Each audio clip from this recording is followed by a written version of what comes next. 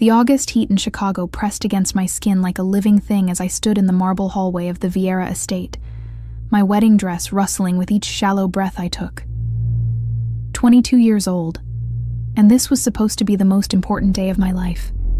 Instead, my hands trembled as I clutched the pearl-encrusted bodice, listening to voices drift from the study just around the corner. I hadn't meant to eavesdrop. I'd been searching for my makeup artist, lost in this labyrinth of wealth and power that would soon become my prison. But when I heard Elio's voice, low and commanding as always, I froze. I don't want her. I never did. The words hit me like a physical blow. I pressed my back against the cool marble wall, my elaborate updo suddenly feeling too heavy, the veil cascading down my back, a mockery of the virginal innocence it was meant to represent. Then why go through with it, boss?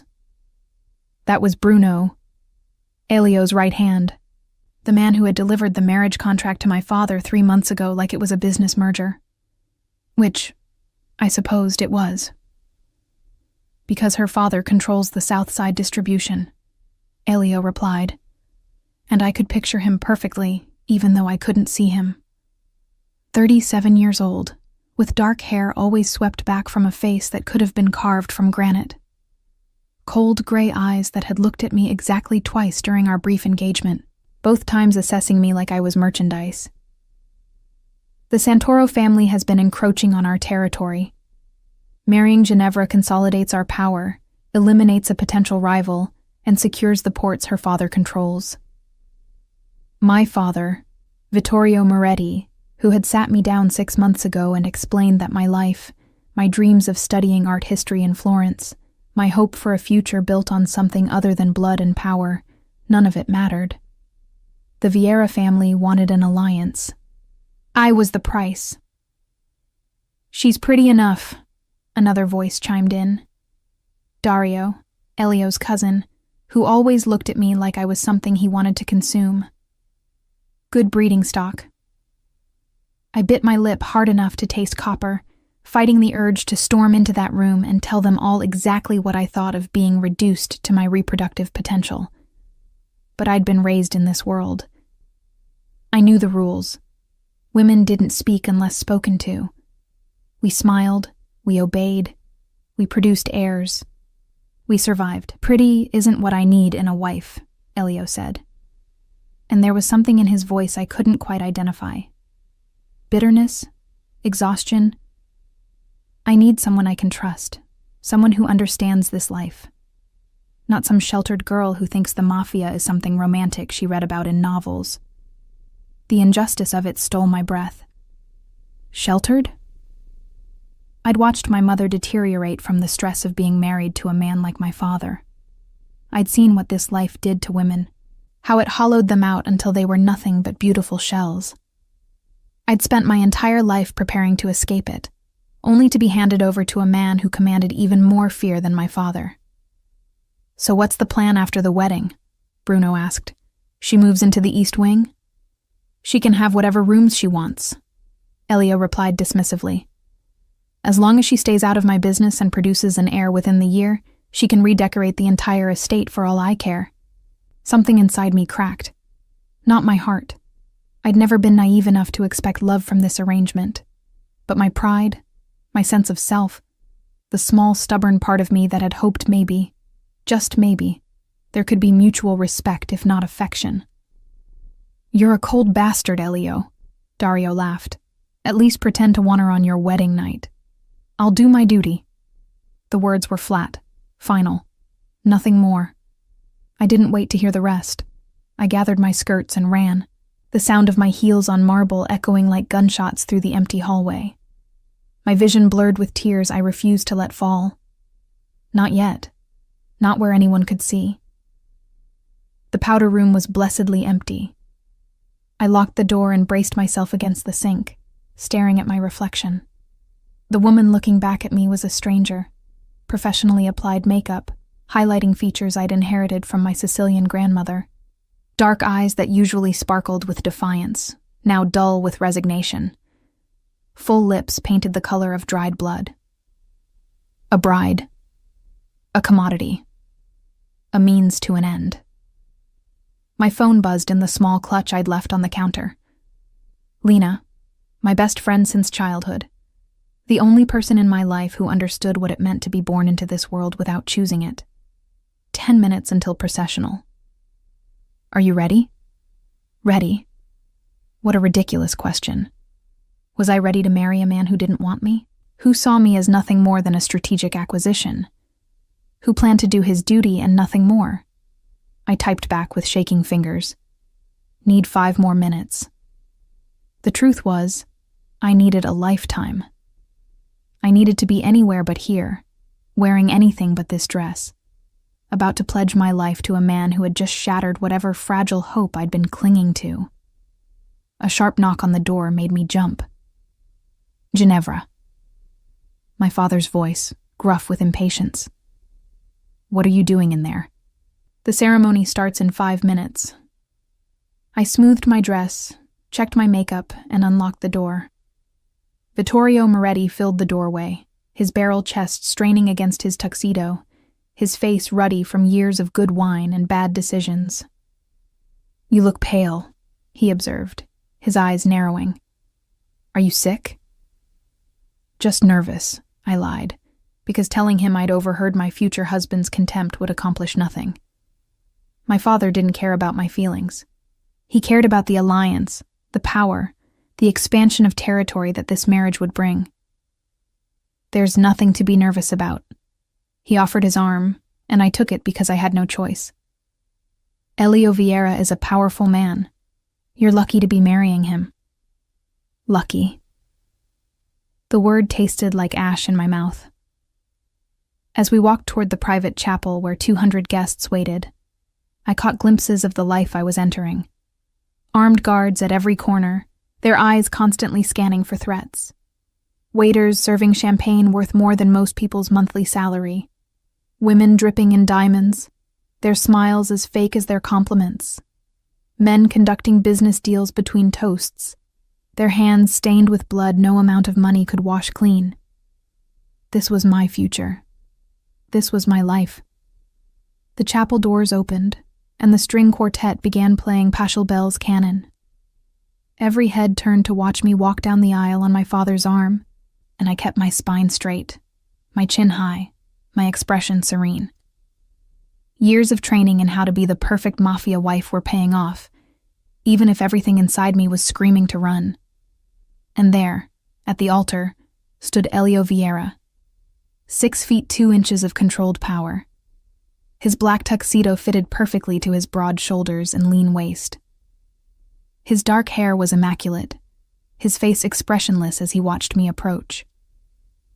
Those cold gray eyes met mine, and I searched desperately for some warmth, some sign that what I'd overheard was just wedding day nerves talking. I found nothing. The ceremony passed in a blur.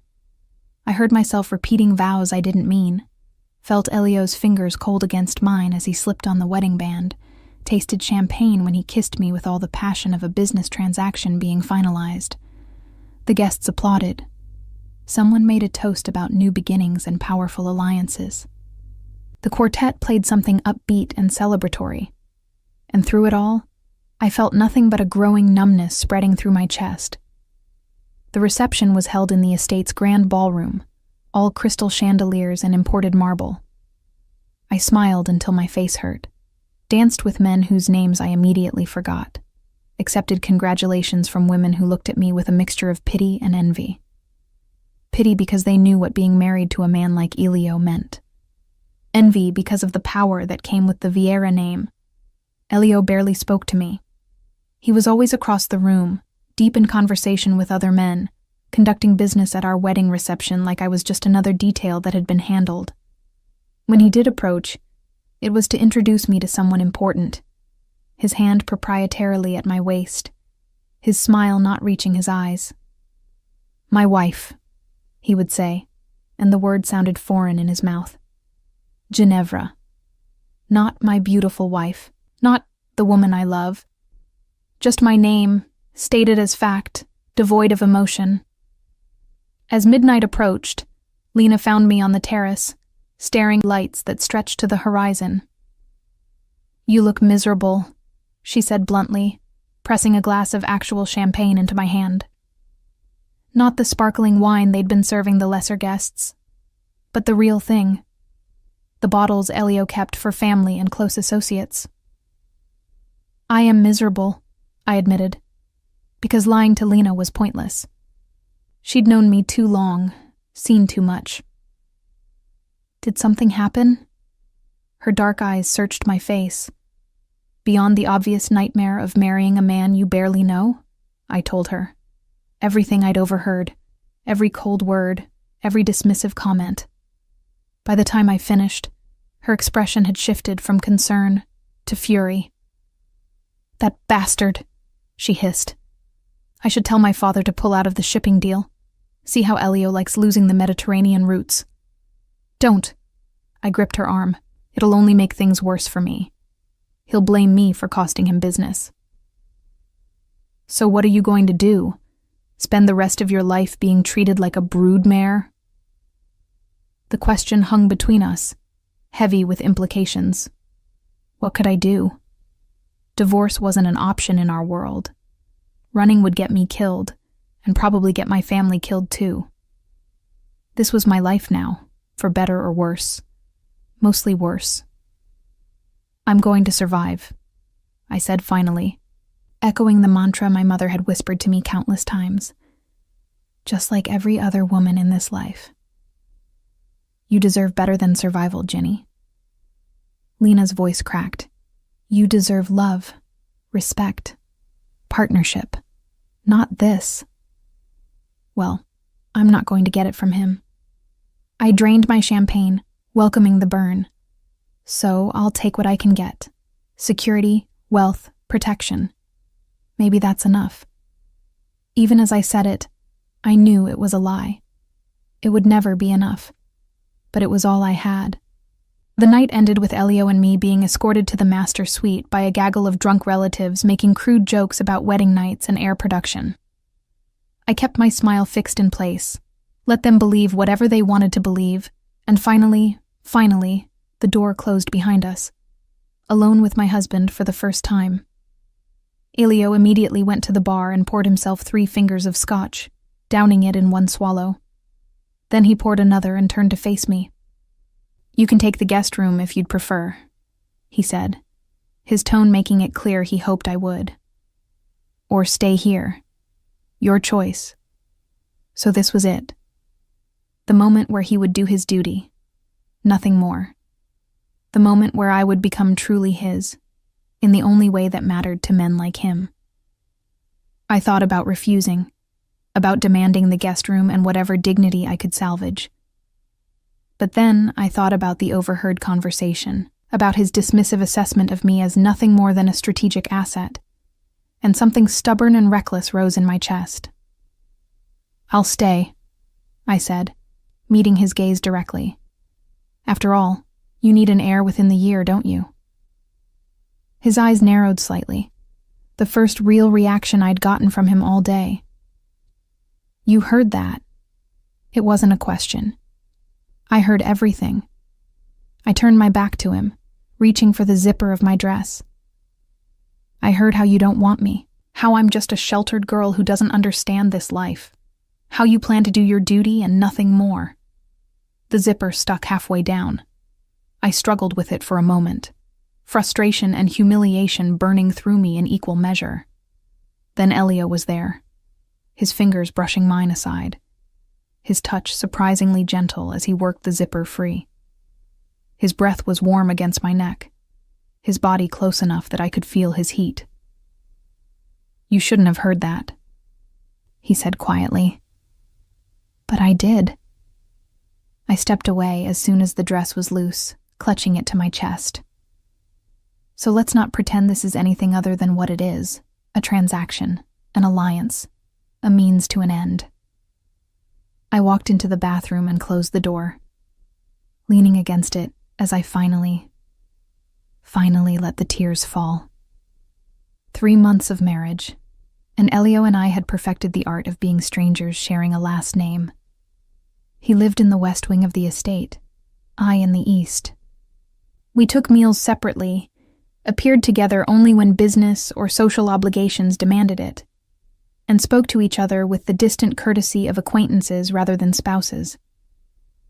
The wedding night had been exactly what he'd promised. Duty fulfilled, nothing more. He'd been efficient, almost clinical, and hadn't touched me since. I told myself I didn't care. Told myself the relief I felt at his absence was preference, not rejection. Told myself that building a life around charity work and art collecting was enough. I was lying to myself, and I knew it. But self-deception was better than acknowledging the hollow ache in my chest every time I saw him across a room, surrounded by men who would die for him, commanding respect and fear with equal ease. Better than admitting that somewhere in the past 3 months, I'd started noticing things. The way his rare smiles transformed his face, how his hands moved with controlled grace, the flash of something almost vulnerable in his eyes when he thought no one was watching. I was falling for a man who didn't want me, and it was pathetic. September brought the first hint of autumn to Chicago, and with it, Bruno's increasingly frequent visits to my wing of the estate. "Mrs. Vieira," he'd say, always formal, despite the fact that I'd told him repeatedly to call me Ginevra. "The boss wants to know if you'll be attending the charity gala tonight." Or, "The boss says you're free to redecorate the solarium if you'd like." Or, "The boss noticed you've been walking the gardens alone. He's assigned additional security." Always the boss. Never Elio. Never your husband. It took me 2 weeks to realize what was happening. Elio was watching me. Not through Bruno's reports, though those were certainly part of it. Through the security cameras positioned throughout the estate, through the guards who shadowed my every move, through the staff who reported back to him every detail of my daily routine. The realization should have angered me. Instead, I found it almost amusing. The man who claimed not to want me was tracking my movements like I was a valuable asset that might disappear. "Why does he care what I do?" I asked Bruno one afternoon, as he delivered yet another message about my schedule. Bruno's weathered face remained carefully neutral. "The boss takes his responsibilities seriously, ma'am. Your safety is his responsibility." My safety or my availability. I couldn't keep the bitterness from my voice. In case he needs to produce that air he's so concerned about. Something flickered in Bruno's eyes. "Mrs. Vieira, if I may speak frankly." I nodded, curious despite myself. "The boss isn't an easy man to understand," Bruno said carefully, "but he's not the man you think he is either." Before I could ask what he meant, my phone buzzed. Lena, with our weekly lunch date reminder. The restaurant was in neutral territory, a upscale Italian place owned by a family not affiliated with any of the major organizations. Lena was already seated when I arrived, her security detail taking up position at a nearby table, their eyes constantly scanning the room. "You look terrible," she announced as I sat down. "Not sleeping?" "Not really. I hadn't slept well since the wedding, my bed too large and too empty despite my relief at Elio's absence." "He's still keeping his distance?" I nodded, focusing on the menu though I already knew what I wanted. Complete radio silence unless he needs his dutiful wife to appear at some function. "Men are idiots," Lena declared, signaling the waiter. "Especially men in our world. They think showing emotion is weakness." "It's not about emotion," I said quietly. "He just doesn't want me. He made that clear before we were even married." The waiter arrived with wine, and Lena waited until he'd left before leaning forward. "Can I tell you something? Something I heard from my father?" I nodded, though I wasn't sure I wanted to know. "The Santoro family is making moves," she said, her voice low. "They've been buying up politicians, bribing cops, consolidating power on the north side. My father thinks they're planning something big." The Santoro family. Our rivals, the ones Elio had mentioned when explaining why he was marrying me. Their territory bordered ours, and there had been tensions for years. Small. What does that have to do with me? I asked, though a sick feeling was already forming in my stomach. They know you're Elio's weak spot, Lena said bluntly. The only thing he cares about beyond power. Going after you would be a direct attack on him. That's ridiculous. He doesn't care about me at all. Are you sure about that? Lena raised an eyebrow. Because from what my father says, Elio's been obsessed with your security since the wedding. Tripled the guards, installed new surveillance systems, personally vets anyone who gets within 50 feet of you. The conversation with Bruno suddenly made more sense. Your safety is his responsibility. That's just protecting his investment, I argued. I'm his wife. It would be a sign of weakness if something happened to me. Keep telling yourself that, Lena said, but her expression was knowing. But maybe pay attention to what he does, not what he says. We finished lunch discussing safer topics, upcoming charity events, and Lena's latest battle with her father over her refusing yet another arranged marriage. By the time we parted ways, the afternoon sun was slanting through the Chicago skyline, painting everything in shades of amber and gold. My driver, Marcus, was waiting at the curb, but as we pulled away from the restaurant, I noticed a black SUV behind us that hadn't been there before. Marcus, I said quietly, my heart beginning to race. Are we being followed? His eyes flicked to the rearview mirror, and I saw his jaw tighten. Yes, ma'am, hold on. He accelerated smoothly, weaving through traffic with the skill of someone trained for exactly this situation. But the SUV kept pace, matching our every move. My phone was already in my hand when it rang, Elio's name flashing on the screen. Where are you? His voice was clipped, urgent. Leaving lunch with Lena. Marcus says we're being followed. I know. We're tracking you. Stay on the phone with me. There was something in his voice I'd never heard before. Fear. Elio. Just stay on the phone, Ginevra. The use of my name, not my wife or some formal title, made my breath catch. Bruno is 2 minutes behind you with backup. Marcus knows the protocol. The SUV suddenly accelerated, pulling alongside us. I caught a glimpse of tinted windows, of something metallic being raised.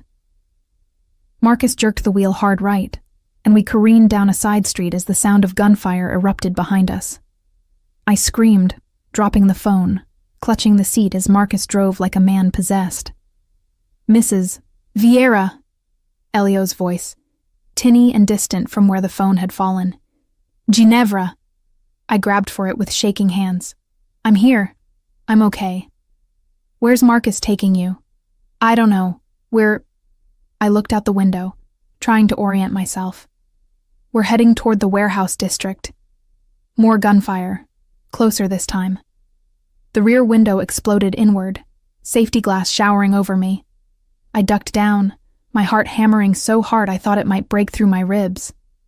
Hold on. Ma'am, Marcus said through gritted teeth. Almost there. Almost where? I wanted to ask, but then I saw it. One of Elio's properties, a nondescript building that looked like every other warehouse in the district, but was actually one of his most secure locations. The gates opened as we approached, and Marcus gunned the engine, speeding through just as they began to close behind us. The pursuing SUV slammed into them, unable to follow. Armed guards appeared from every direction, surrounding our car. And then Elio was there, yanking open my door, his face pale beneath his normally golden complexion, his eyes wild with something that looked suspiciously like terror. Are you hurt? His hands were on me, checking for injuries with a thoroughness that belied his usual distance. Did they hit you? Talk to me, Ginevra. I'm fine, I managed, though I was shaking so hard I could barely form words. The window broke, but I'm not hurt. He pulled me from the car and into his arms, crushing me against his chest with a force that drove the air from my lungs. I could feel his heart racing, matching the frantic rhythm of my own, could feel him trembling almost imperceptibly. "Cristo," he breathed into my hair. "When I saw the tracker deviate from your normal route." He didn't finish the sentence, but he didn't need to. I understood. For the first time since our wedding, Elio Vieira was showing me something real.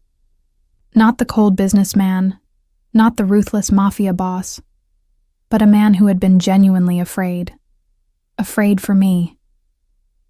The safe house was everything I'd expected from one of Elio's properties.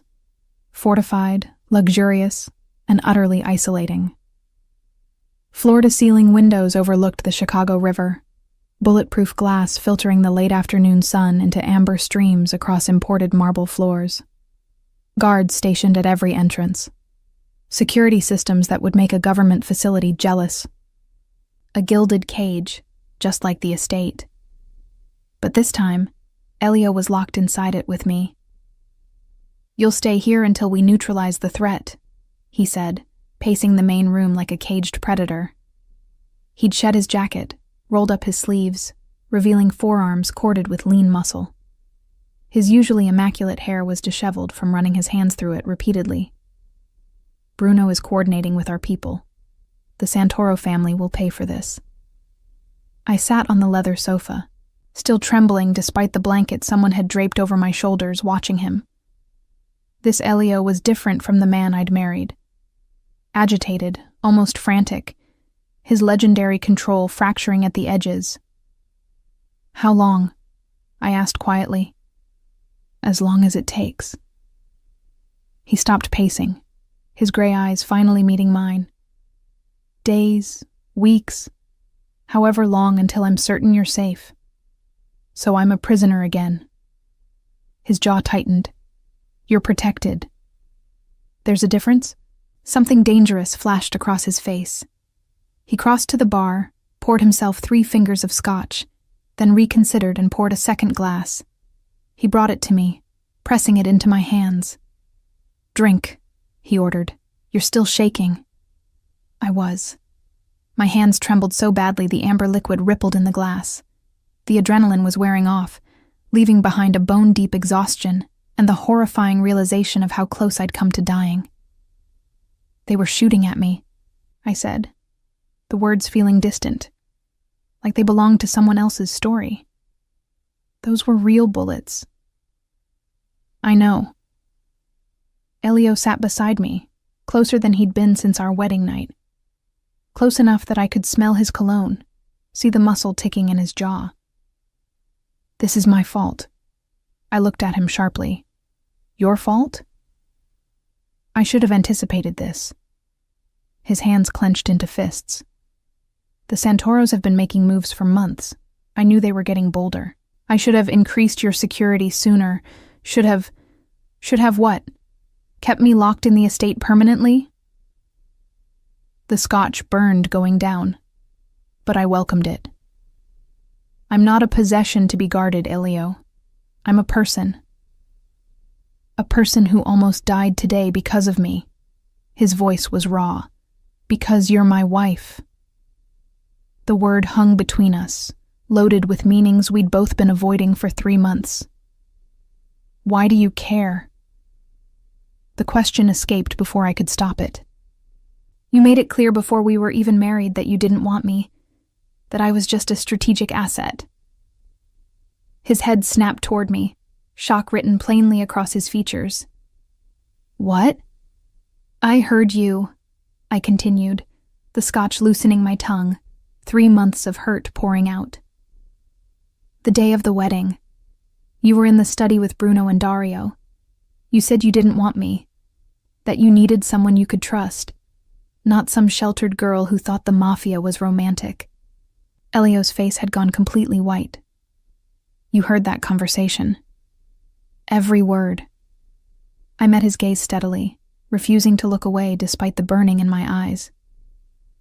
"So forgive me if I'm confused about why you're suddenly so concerned about my safety. Protecting your investment." He stood abruptly, turning his back to me, his shoulders rigid with tension. For a long moment, he said nothing. just stared out at the river as the sun painted the sky in shades of crimson and gold. Do you want to know why I said those things? His voice was quiet, controlled, but underneath I heard something brittle. The real reason? Enlighten me. He turned, and the expression on his face stole my breath. Pain, raw and unhidden, the mask he wore so carefully completely stripped away. Because I was terrified, he said simply. I took one look at you when your father first brought you to discuss the arrangement, and I was terrified. I blinked, certain I'd misheard. Terrified of what? Of you. He moved closer, his eyes never leaving mine. Of what you made me feel. I'd spent 15 years in this life building walls, making sure I cared about nothing and no one because caring makes you weak, makes you vulnerable. And then there you were, with your defiant eyes and stubborn chin, looking at me like you could see through every defense I'd built. My heart was hammering against my ribs. Elio, I wanted you from the first moment I saw you, he continued, the words spilling out like he'd been holding them back for too long. Not just physically, though Christo, yes, that too, but I wanted to hear you laugh, wanted to know what made you angry, what made you happy, wanted things I had no business wanting from a marriage that was supposed to be purely strategic. So, you decided to hurt me first? The accusation came out sharper than I'd intended. To make sure I knew my place before I could get any foolish ideas? I decided to protect myself, he corrected, running a hand through his hair. And in doing so, I hurt you. Hurt us both. Because these past 3 months have been hell, Ginevra. Living in the same house with you, seeing you every day, knowing I did this. Knowing I destroyed any chance we might have had before we even began. I set down my glass with shaking hands, trying to process what he was saying. You're telling me that all this time, the distance, the coldness, it was because you wanted me too much? I'm telling you that I'm a coward, he said flatly. I'm telling you that I chose fear over honesty, and it nearly cost you your life today. He knelt in front of me, and the sight of this powerful man on his knees was so shocking I couldn't find words. When I got the alert that you were being followed, he said, his voice rough. When I heard those gunshots over the phone, I realized something. I would burn this entire city to ash before I let anything happen to you. I would kill every Santoro, destroy every rival, burn every bridge I've built if it meant keeping you safe. Elio, let me finish. His hands covered mine, warm and solid. I don't want a strategic asset, Ginevra. I don't want a broodmare or a trophy wife. I want you. The woman who glares at me across the dinner table when she's forced to attend my business meetings. The woman who turned the East Wing into an art gallery out of pure spite. The woman who has more courage in her little finger than most of my men have in their entire bodies. Tears were streaming down my face now, and I didn't bother wiping them away. You have a strange way of showing it. I know. His thumb traced circles on my wrist. And I know I have no right to ask this after everything I've done. But Ginevra, give me a chance. Let me prove that I can be more than the cold bastard you married. Let me show you that this marriage could be real. I thought about the past 3 months. The loneliness, the rejection, the hollow ache of living with a man who treated me like furniture. But I also thought about Bruno's words. He's not the man you think he is. About the tripled security, the obsessive tracking of my movements, the fear in Elio's voice when I'd been attacked. Actions, not words. What had Lena said? Pay attention to what he does, not what he says. I need guarantees, I said finally, and watched hope flare in his eyes. I won't be kept in the dark about your business. If I'm a target because I'm your wife, then I deserve to know what I'm up against. Agreed. I want to be your partner, not your possession. That means I get a voice in decisions that affect us both. Agreed. And I want the truth, Elio. Always. No more protection through deception. No more lies, even kind ones. He nodded slowly. I can do that. On one condition. What? You give me the same honesty. His hands tightened on mine. Tell me what you need from me. Tell me when I'm failing you. Tell me if... He swallowed hard. If you can ever forgive me for how this started. I studied his face, looking for signs of manipulation or strategy. But all I saw was raw vulnerability, a man who had just handed me the power to destroy him. I heard something else that day, I said quietly. Something you might not remember saying. His brow furrowed. What? Dario asked if you'd pretend to want me on our wedding night, and you said you'd do your duty, nothing more. Elio closed his eyes, pain etching lines around his mouth. Cristo, Ginevra, but here's what I've realized. I freed one hand to cup his jaw, feeling the roughness of late-day stubble. You were lying then, too. You were lying to them and to yourself, because that night, when you touched me, it wasn't cold. It wasn't clinical. You were holding back, trying so hard not to feel anything that it was almost painful to watch.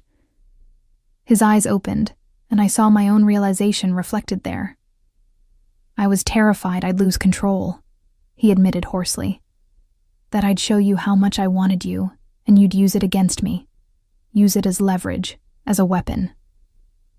I'm not interested in weapons, Elio. I leaned forward until our foreheads touched. I'm interested in truth. And the truth is, I've spent 3 months trying to hate you. Trying to convince myself that the hollow ache in my chest was relief, not loneliness. Trying to pretend I didn't notice every time you looked at me when you thought I wasn't watching. You noticed, he breathed. I noticed everything. I pulled back enough to meet his eyes. I noticed how you always made sure my favorite wine was stocked. How the temperature in my wing was always perfect. How you convinced the opera house to give me that private box, even though you claimed to hate opera. A ghost of a smile touched his lips. I do hate opera. And yet you arranged season tickets because I mentioned once that I missed it. Because seeing you happy made the suffering worthwhile. We were so close now I could feel his breath on my lips, could see the flecks of silver in his gray eyes. If we do this, I said softly, if we try to make this marriage real, there's no going back. No more separate wings. No more distance. No more distance, he agreed, starting now. He kissed me then, and it was nothing like our wedding night. This kiss was desperate, hungry, 3 months of denied want pouring into it. His hands framed my face with a reverence that made my heart ache, his lips moving against mine like I was oxygen and he'd been drowning. I kissed him back with equal fervor, my fingers tangling in his hair, pulling him closer. The blanket fell away, forgotten, as he lifted me from the sofa, his arms banding around me like he was afraid I might disappear. When we finally broke apart, both breathing hard, his forehead rested against mine. I don't deserve you, he murmured, but I'm going to spend the rest of my life trying to. Good, I said, and meant it. Because I'm not an easy woman to love, Elio Vieira. No, he agreed, a real smile transforming his face. But then, I'm not an easy man to love either. We'll figure it out together. Together. The word felt like a promise and a revelation. So what happens now? I asked. With the Santoros? His expression hardened, the ruthless Mafia boss emerging again. Now we show them what happens when someone threatens what's mine. But first... His hand found mine, fingers interlacing. First, I'm going to spend the night showing my wife how much I want her. How much I've always wanted her. Heat flooded through me at the promise in his voice. The whole night? The whole night, he confirmed. And every night after, for the rest of our lives. The war with the Santoro family lasted exactly 1 week, 7 days of violence that painted Chicago's streets red, of raids and counter-raids, of old alliances tested and new ones forged. I watched it unfold from the safe house, glued to news reports that carefully didn't mention the real reasons behind the sudden surge in gang activity. Elio came to me every night, sometimes bloodied, always exhausted, and I learned a new side of my husband. The warrior who commanded men with absolute authority, the strategist who thought 10 moves ahead, the man who would do anything, sacrifice anyone, to protect what was his. Dario's been feeding information to the Santoros, he told me on the 4th night, his voice flat with betrayal as I cleaned a cut on his knuckles. For months. That's how they knew your route from the restaurant. I paused, antiseptic-soaked cloth hovering over his split skin. Your cousin? My cousin. The words were bitter. Bruno is handling it. I didn't ask what handling it meant. I was learning that some questions were better left unasked. What will you do with the Santoros? I asked instead, resuming my careful cleaning of his wounds. What I should have done years ago. His free hand cupped my face, thumb brushing my cheekbone. Eliminate them as a threat. Permanently. The old me, the me from before the wedding, might have been horrified. But I'd heard those gunshots, felt the terror of being hunted. I'd seen what mercy got you in this world. More violence, more bloodshed, more chances for the people you loved to be hurt. Do what you need to do, I said quietly. Just come back to me. His eyes softened, always. And he did, every night, no matter how late. Sometimes he'd wake me with gentle kisses. Other times he'd find me already awake, waiting. We'd make love with an urgency born of danger and newfound honesty. And afterward he'd hold me close, his heartbeat steady against my ear, and tell me things he'd never told anyone. About his father, who'd raised him in the life with an iron fist and absent affection. About the first time he'd killed a man at 17, how it had changed something fundamental inside him. About the loneliness of power, of being surrounded by people but trusted by no one. Until you, he'd murmur into my hair.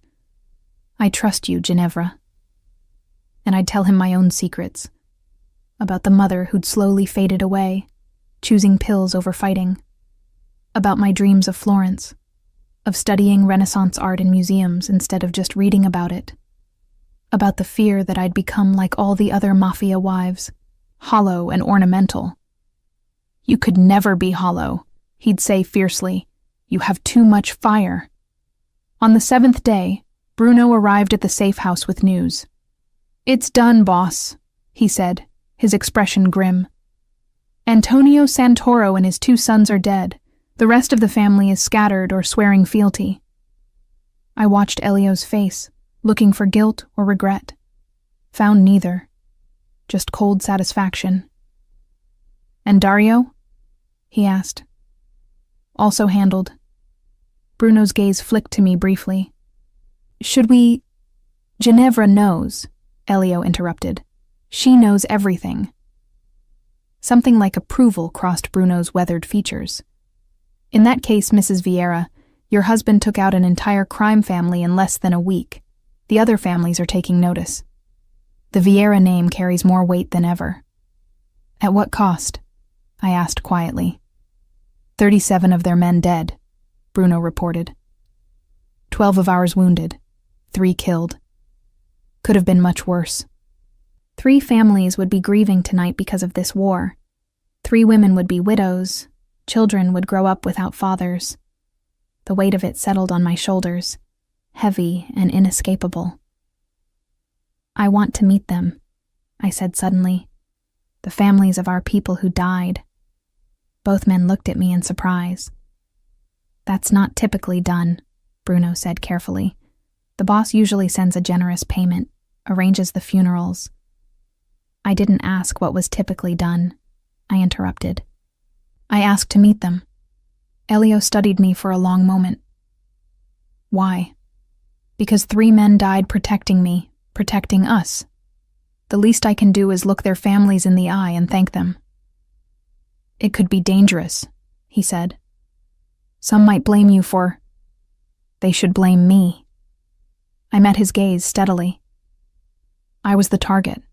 Their husbands, their fathers. They died because the Santoros wanted to hurt you through me. I owe them more than money. Pride flickered in Elio's eyes. Then we'll go together. The visits were brutal. Seeing the raw grief, the children too young to understand why Daddy wasn't coming home, the widows trying to be strong while their worlds collapsed. Each time I held their hands, let them cry on my shoulder, promised that their loved one's sacrifice wouldn't be forgotten. Elio stood beside me through all of it, his presence a solid anchor. And I saw something shift in the way his men looked at us. At me, not just respect for the boss's wife, but genuine loyalty for a woman who honored their fallen.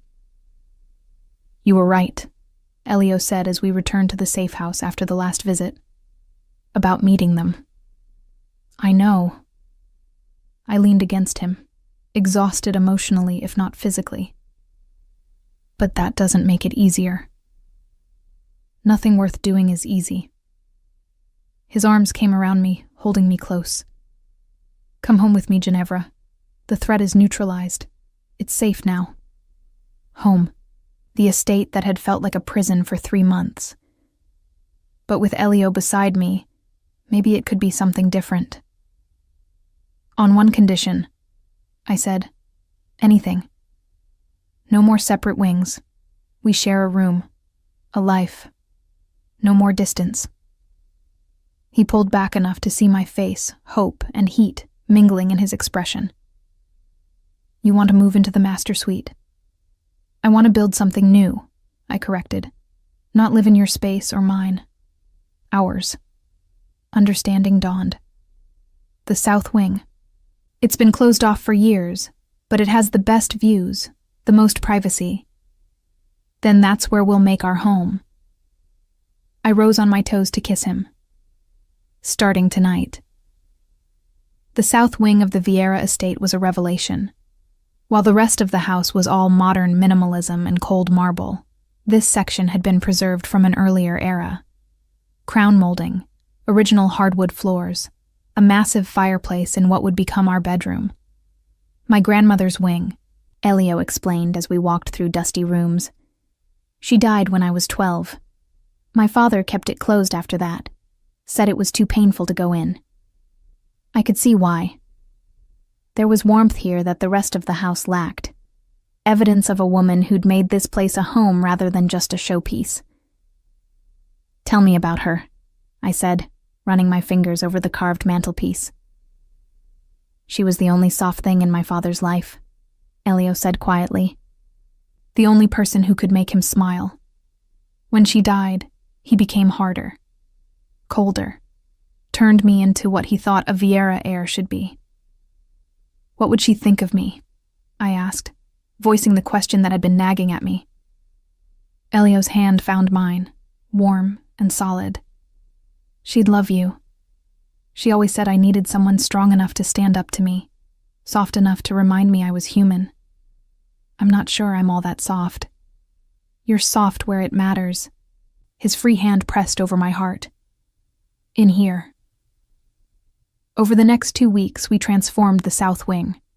Contractors worked around the clock, carefully preserving the original character while adding modern amenities. I chose furniture and artwork. Elio handled security upgrades and technology. We argued about paint colors, compromised on window treatments, made love on dusty drop cloths while workers were at lunch. It was domestic and normal, and utterly foreign to both of us, and I loved every minute of it. The bed arrives tomorrow, Elio said one evening as we sat in what would become our bedroom, drinking wine directly from the bottle like teenagers. About time. I leaned against him, pleasantly buzzed and completely content. I'm tired of the guest room. I could always carry you to my old room, he suggested, his hand finding its way under my shirt. Too far away. I straddled his lap, feeling him harden immediately beneath me. Besides, I like it here. It feels like ours. Everything I have is ours now, he murmured against my neck. The estate, the businesses, the empire. All of it. I pulled back to look at him. I don't want your empire, Elio. I know. That's why I'm giving it to you anyway. His hand spanned my waist. When we have children, they'll inherit everything. But if something happens to me before then, it all goes to you. Nothing's going to happen to you. You don't know that. His expression turned serious. This life, it's dangerous. There will always be someone trying to take what's ours. I need to know that if I fall, you'll be protected. Powerful enough that no one would dare touch you. The thought of losing him made my chest tighten painfully. Don't talk like that. I'm being practical. He tucked a strand of hair behind my ear. My lawyer is drawing up new documents. Everything in my name becomes joint ownership. You'll have access to all accounts, all properties, all business interests. Elio, that's non-negotiable, he finished. You're my wife, Ginevra, my partner. It's time you had the power to match the position. I didn't know what to say. In the Mafia world, wives were protected, but powerless. The fact that Elio was willing to give me actual control, actual access, was unprecedented. Thank you, I whispered finally. Don't thank me for what should have been yours from the beginning. He kissed me softly. Now, about that bed being too far away. We made love there on the floor of our unfinished bedroom, surrounded by paint cans and contractor debris, and it was perfect. Afterward, wrapped in his arms with moonlight streaming through uncurtained windows, I felt something I'd never expected to feel in this marriage. Happiness. Real, genuine, terrifying happiness. I'm falling in love with you, I said into the darkness, the words escaping before I could stop them. Elio went completely still. Then his arms tightened around me, and I felt him press a kiss to my hair. I fell in love with you the day I met you, he admitted. I've just been too much of a coward to say it. My heart felt too large for my chest. Say it now. I love you, Ginevra Vieira. His voice was rough with emotion. I love your strength, your fire, your refusal to be what anyone expects.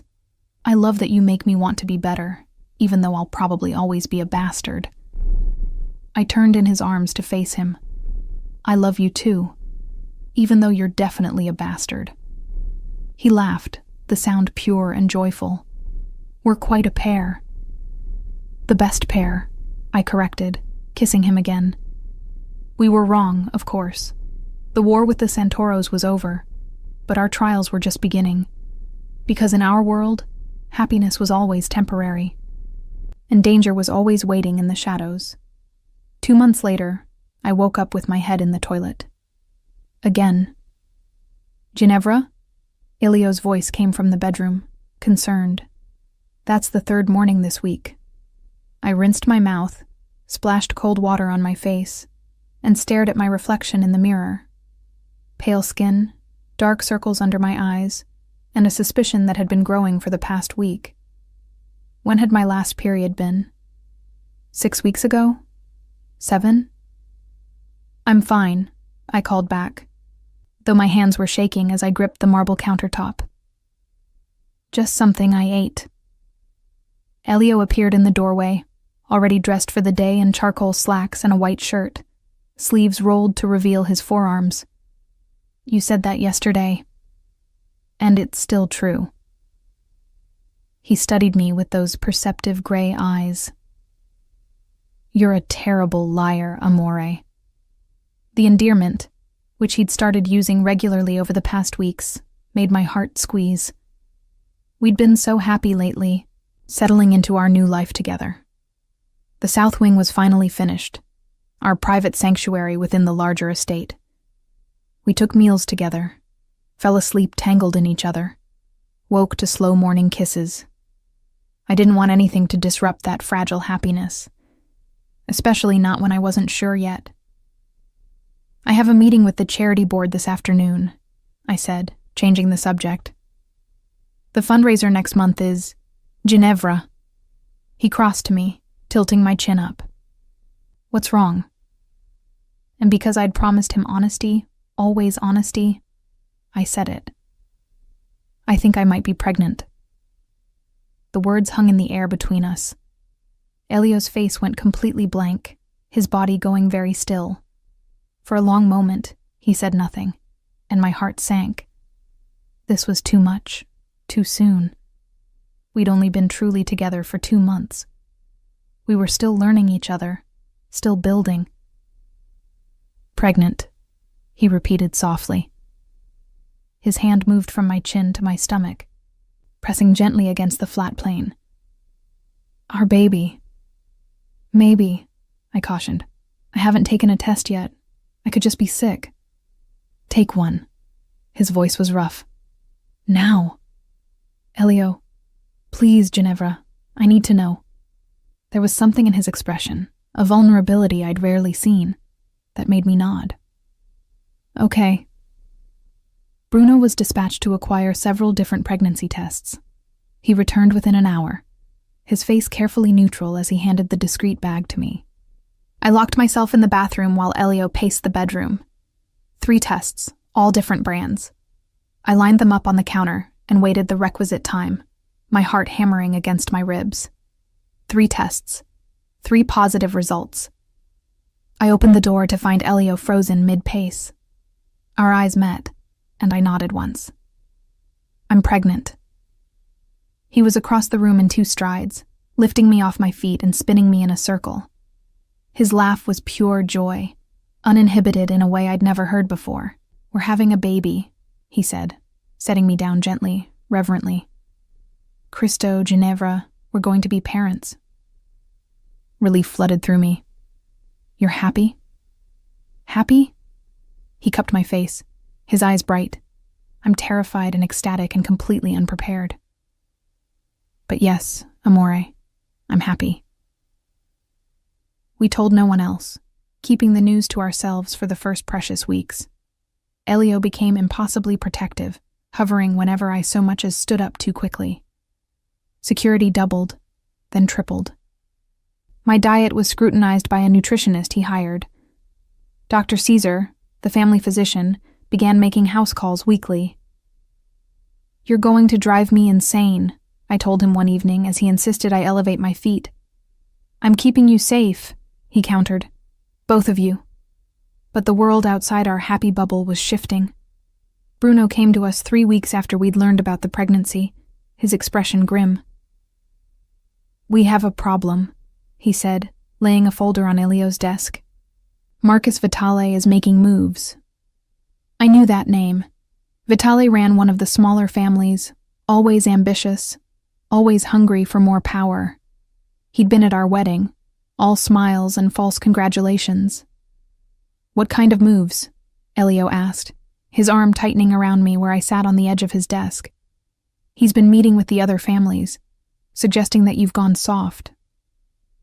Bruno's gaze flicked to me apologetically. That marriage has made you weak.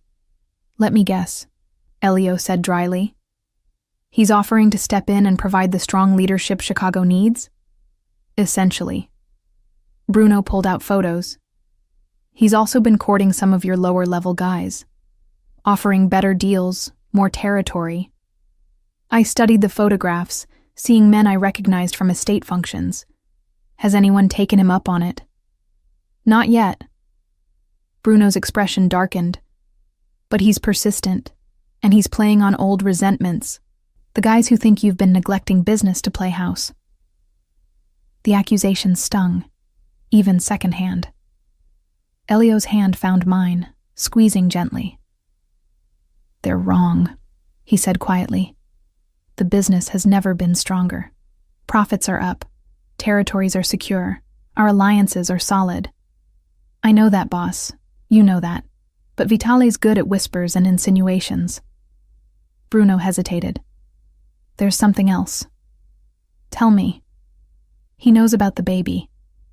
Ice flooded my veins. How? We're not sure yet. Could be someone on staff. Could be he's got an informant in Dr. Caesar's office.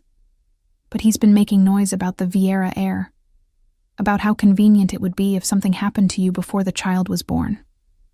Elio's face went absolutely cold. He threatened my wife and child. He's too smart to make direct threats, Bruno corrected. But the implication is clear. I watched my husband transform before my eyes. The loving, protective man I'd woken up beside became the ruthless crime lord who commanded fear across the city. His eyes turned to steel, his expression carved from ice. "Call a meeting," he said quietly.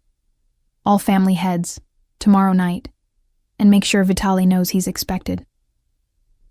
After Bruno left, Elio pulled me into his arms, his control fracturing slightly. "I won't let him hurt you," he promised against my hair. "I won't let anyone hurt you or our baby." "I know." I held him tightly. "But Elio, you need to be smart about this. Vitali is goading you, trying to make you overreact. There's no overreaction when someone threatens my family." "Then be strategic," I urged. "Don't give him what he wants. Show everyone that you're not weak, that marriage hasn't made you vulnerable. Show them you're stronger than ever." He pulled back to look at me, something like awe in his expression. "How did you get so wise?" "I married a crime lord," I said dryly. "I learned to think like one." The meeting of the families was held at one of Elio's downtown properties, a penthouse that served as neutral ground for interfamily business. I wasn't supposed to attend. Women never attended these meetings, but I insisted. "If they think you're weak because of me," I argued, "then they need to see that I'm not a weakness. I'm an asset." Elio hesitated, clearly torn between protecting me and recognizing the political wisdom of my presence. "You stay beside me," he finally agreed, "and you let me handle Vitale." "Of course," I kissed him softly. "I'm just there to look intimidating." His laugh was strained. "You in that dress will definitely intimidate them." I'd chosen my outfit carefully. A black sheath dress that was elegantly modest but undeniably expensive, my grandmother's ruby necklace, my hair in a sleek chignon. I looked every inch the Mafia wife, powerful and untouchable. The other family heads were already assembled when we arrived. 5 men of varying ages, all dangerous in their own ways, all watching with calculating eyes as Elio and I entered together. Marcus Vitale was younger than I'd expected, mid-40s with silver threading his dark hair. Handsome in a polished way, expensive suit, practiced smile. He rose as we approached, extending a hand to Elio. "Vieira, good of you to call this meeting. And Mrs. Vieira." His eyes raked over me with undisguised interest. "Looking radiant as always. Married life agrees with you." "It does," I replied coolly, allowing my hand to rest protectively over my still flat stomach. The gesture was deliberate, claiming my pregnancy publicly. I saw the calculation in Vitale's eyes, the quick assessment and dismissal. He thought I was a weakness, a distraction. He had no idea. Elio guided me to the head of the table, seating me on his right before addressing the room. "Gentlemen, thank you for coming. It's come to my attention that there are concerns about the direction of Vieira operations. I thought it best we address them directly." "No concerns from me," said Giovanni Russo, the oldest of the family heads. "Your numbers speak for themselves." "As do mine," added Leo Carbone. "The new distribution routes you established have been very profitable." Vitale smiled thinly. "Of course the business side is strong. Elio's always been good with numbers. My concern is more philosophical." "Oh?" Elio's voice was dangerously soft. "Enlighten us." "This life requires certain qualities," Vitale said, leaning back in his chair. "Ruthlessness, focus, the willingness to put business before personal attachments." His gaze slid to me. "Some might worry that domestic bliss could dull those qualities." "Some might," Elio agreed. Are you worried, Marcus? The use of his first name, dropping the respectful surname, was a calculated insult. I saw Vitale's jaw tighten. I'm concerned for all of us, he said smoothly. When one family shows weakness, we all become vulnerable. Weakness. Elio's laugh was cold. Let me tell you what I see when I look at my marriage, Marcus. I see a woman who has made me more strategic, more focused, more dangerous than I ever was alone. I see someone who understands this life better than most men born into it. I see the future mother of my heir, who will inherit an empire twice the size of the one I inherited. He stood, his presence filling the room. You want to talk about weakness? Let's talk about you. You've been bleeding territory for the past year. Your men jump ship because you rule through fear instead of loyalty. You're so desperate for power that you've resorted to making veiled threats against a pregnant woman. Vitale's face flushed. I never... You did. Elio's voice cut through the protest. And everyone at this table knows it. The question is, what should I do about it? The room went deadly silent. I could feel the tension, every man waiting to see how this would play out. You have two choices, Marcus, Elio continued. You can apologize to my wife, swear fealty to the Vieira family, and accept a significant reduction in your territory as penance. Or you can refuse, and we settle this the old way. The old way. Challenge.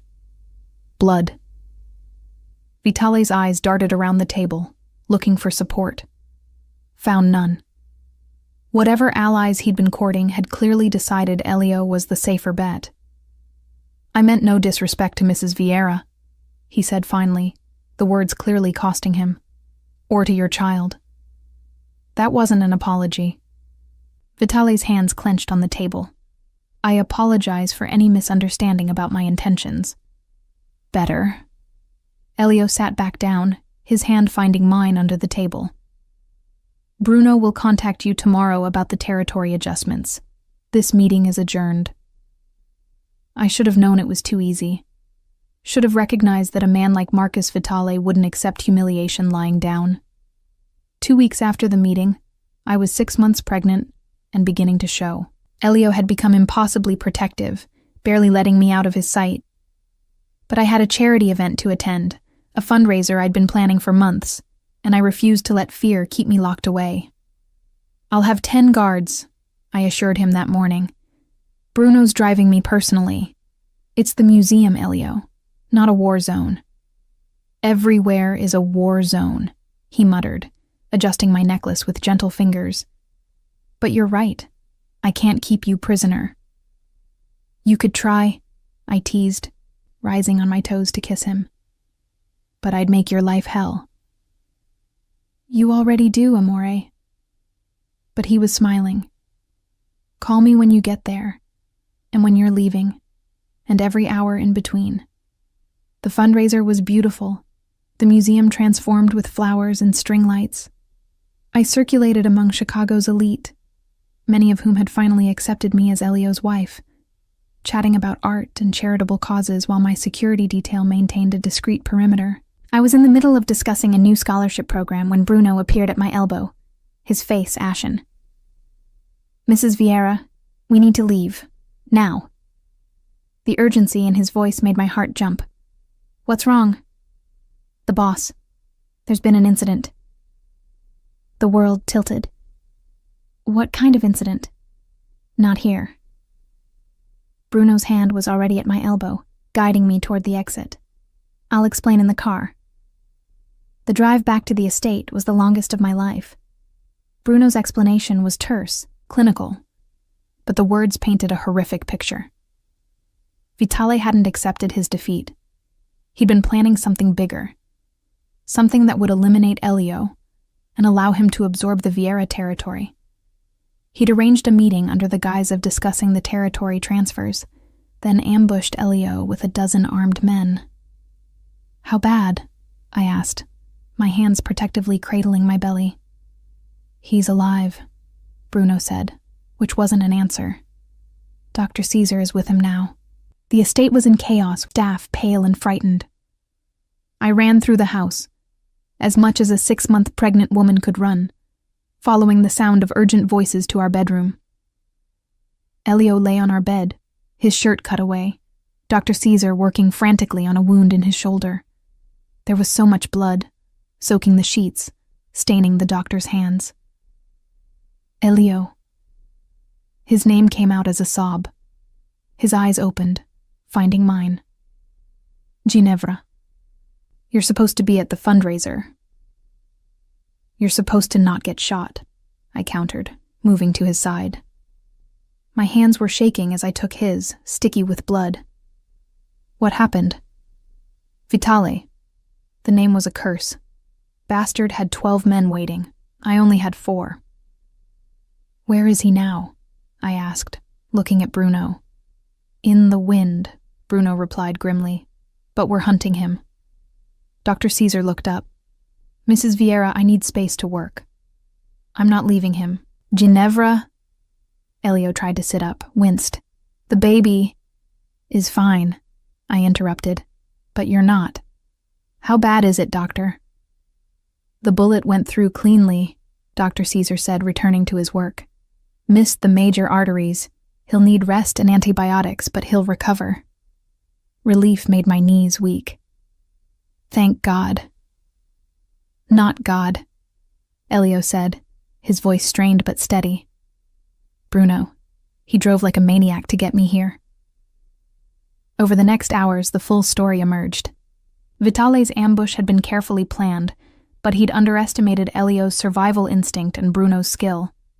They'd fought their way out, but Elio had taken a bullet in the process.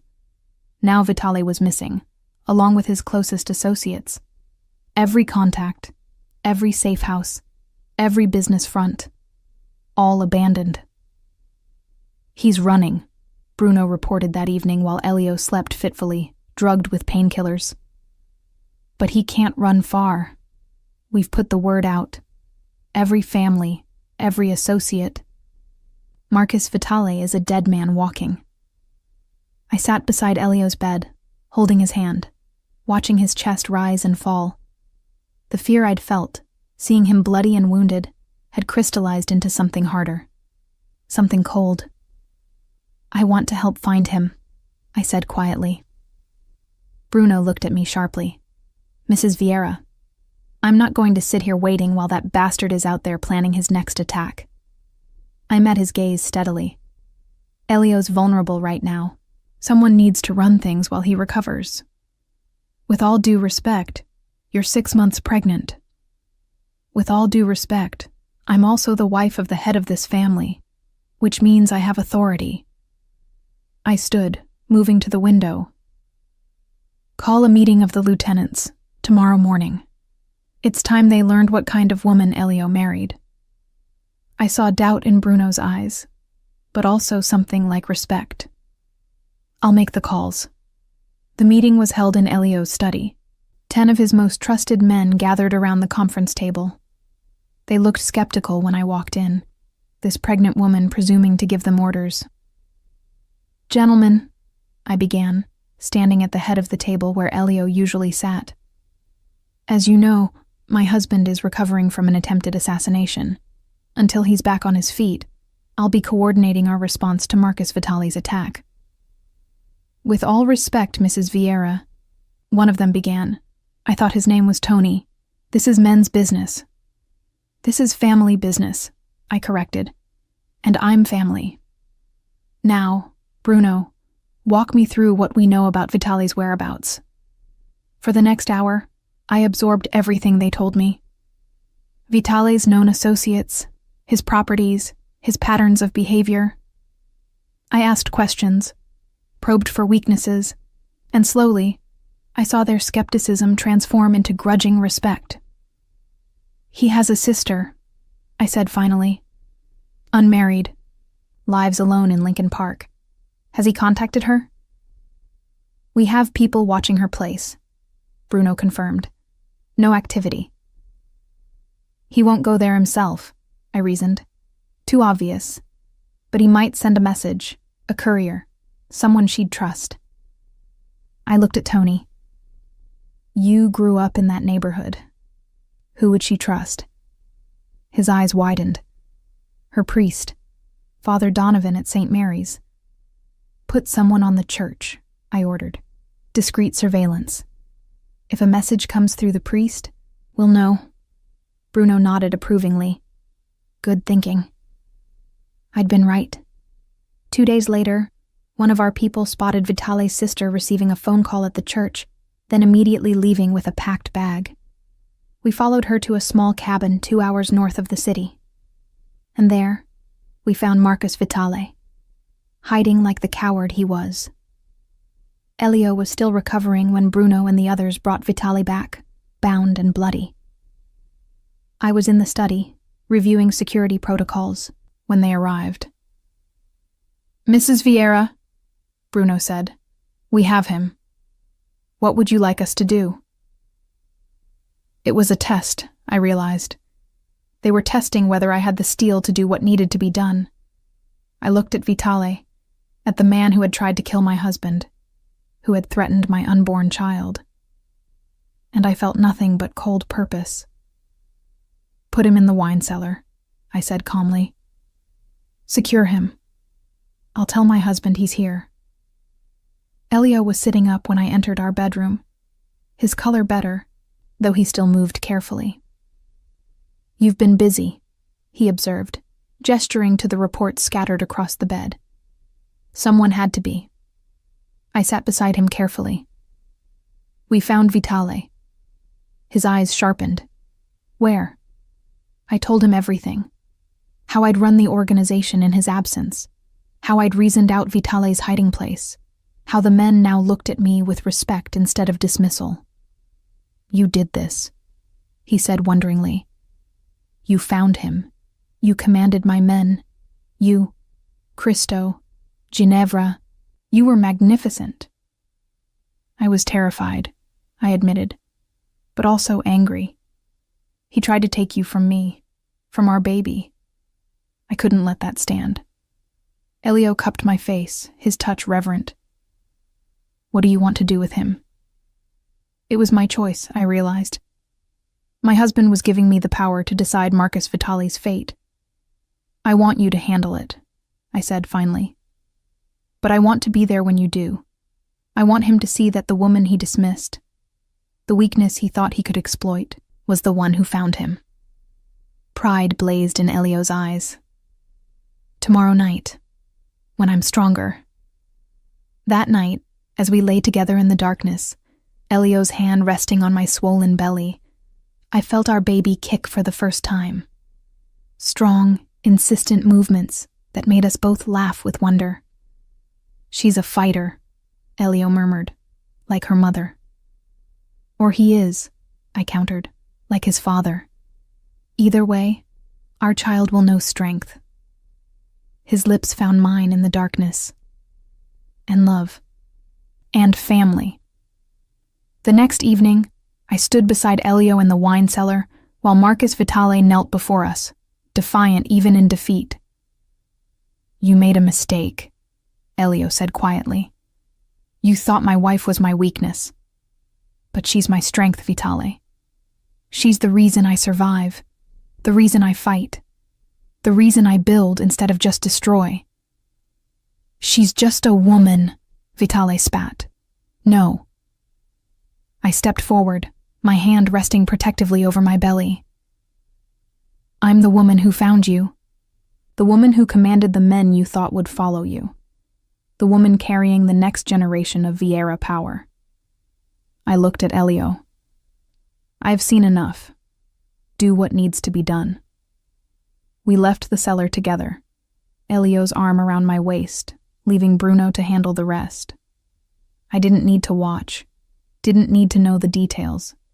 I just needed to know that the threat was eliminated, that my family was safe.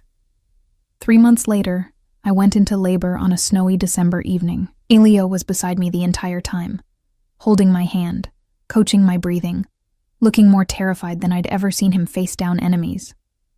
You're doing so well, amore, he murmured, wiping sweat from my forehead. So strong.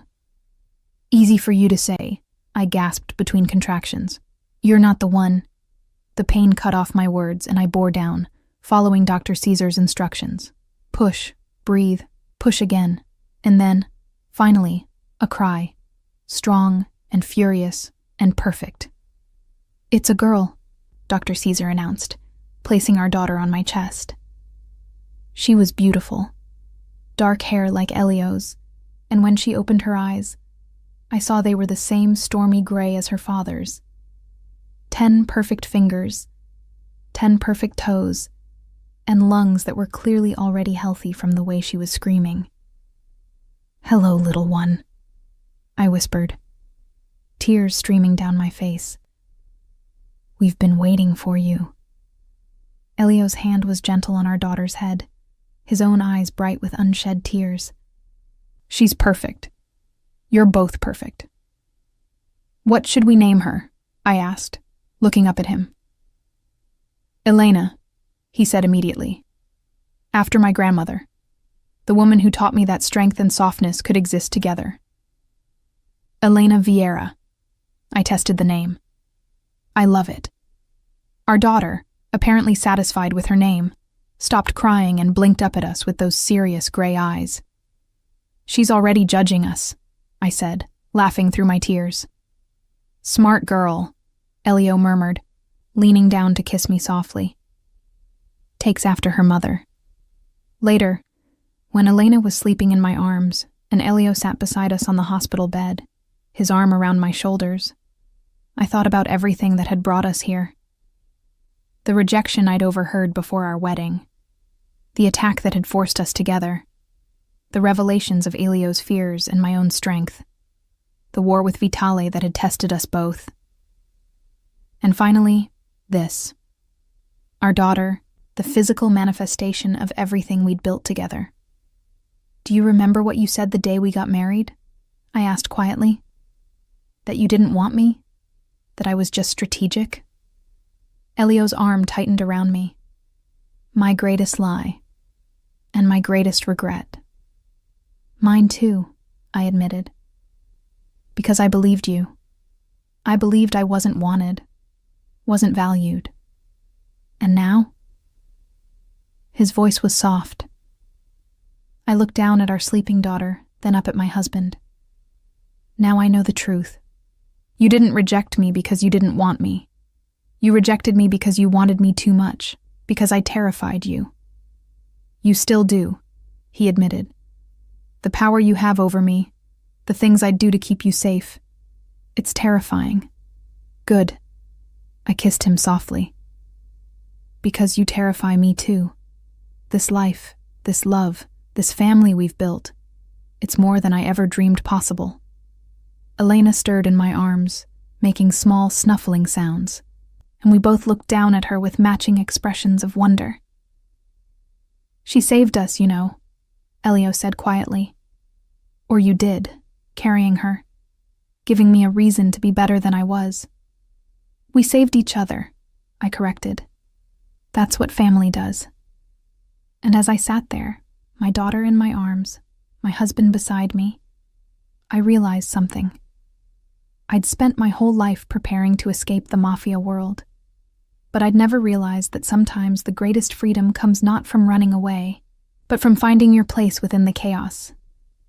From finding the person who sees your strength and doesn't fear it, who values your voice and doesn't silence it, who loves you not despite your fire but because of it.